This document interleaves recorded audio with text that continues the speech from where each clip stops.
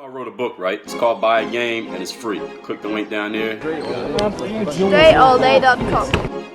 What's going on, everybody? Dre Baldwin with DreAllDay.com. Weekly motivation. Today we are talking your mess being your message. Your mess is your message. And a lot of people think, when you talk about building a brand, getting yourself out there, maybe personally you want to build a brand, you want to put your story out there, you think you can inspire other people. A lot of people think that they need to put all of their accomplishments, these great things you've done, all the things that make you look good, this glowing resume or this glowing track record, and that's going to get a whole bunch of people to admire you and follow you and want to be like you. In a way, those things do help, but you got to let them know about the mess in order to get the message out, because the message that you're going to share with people are those downfalls, and I'm explaining exactly what I mean. See, if you go, let's say you ever went to a conference, or maybe you were at school, or somewhere you heard that there was somebody coming to give a speech, or maybe they were selling a book, or this person was on TV, and then when they talk about who this person is, if you never heard about them before, they're going to tell you all the great things they did. This person wrote all these books, they played this sport, they made this much money, they worked with this person, they name drop all these companies and other famous people they've been affiliated with. Now, how do you feel when you hear all that stuff? You're supposed to be impressed. Hopefully you're impressed by that person, you respect what they've done even if you've never seen them before, you admire their accomplishments, like you look up to it, you get that person gets your respect. We call that credibility, right?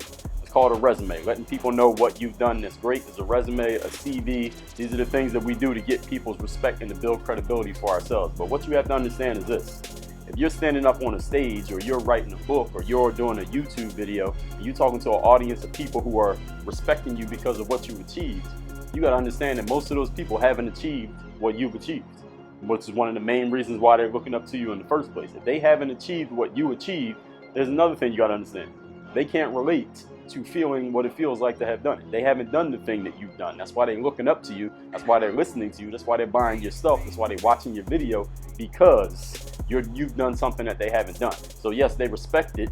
You have the credibility with them, but if you want to make a real connection with people, you got to give them the second thing, which is the mess. You got to tell them that you know what it feels like to be where they are.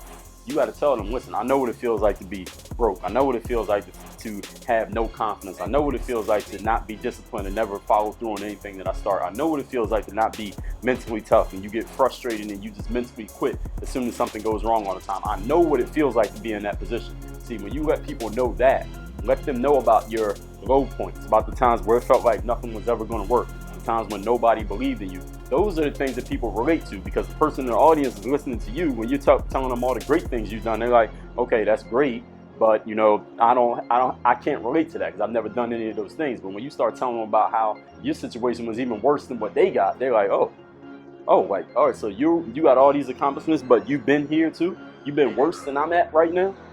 You've been in a situation that was more dire and looked more terrible than the situation that I have right now today. Oh, I want to listen to what you got to say. I want to know how you got from worse than where I'm at to where you are right now. That's what people want to hear.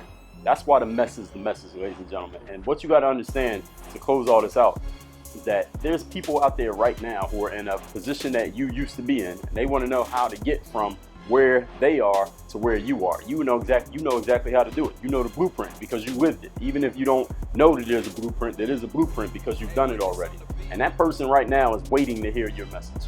That person's waiting to hear you share with them, I know what it feels like to be where you are, and I know how to get from where you are to where I'm at right now. It is your job, who's listening to this, it's your job to get that message out there so those people can hear it. Because if they never hear it, if you never speak up, they'll never get the message.